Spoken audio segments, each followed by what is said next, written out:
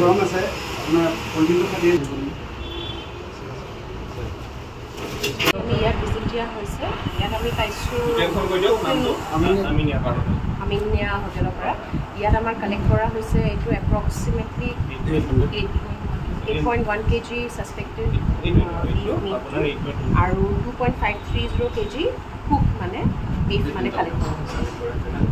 আৰু আমি একেট কৰে ডিপ্ল'মা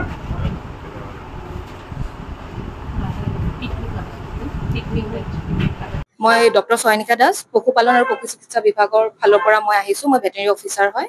আৰু বৰ্তমান আমাক এই অভিযানটোৰ বিষয়ে সঠিকভাৱে আপোনাক আৰক্ষী প্ৰশাসনে জনাব পাৰিব কিন্তু আৰক্ষী প্ৰশাসনৰ পৰা আমাক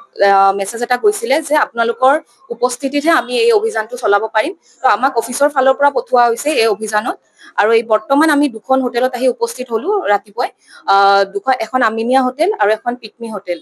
আৰু এই দুখন হোটেলত বৰ্তমান সাসপেক্টেড বিফ মিট পোৱা গৈছে যেটো আমি বৰ্তমান আপোনাক বিফ বুলি ক'ব নোৱাৰো কাৰণ ফৰেনসিক ল্যাবৰেটৰীত যাব যিখিনি স্যাম্পল কালেক্ট কৰা হৈছে তাৰ পিছতে কনফাৰ্মেটৰি ডায়াগনচিছটো আমি আপোনালোকক ক'ব পাৰিম যে কি হয় মিটটো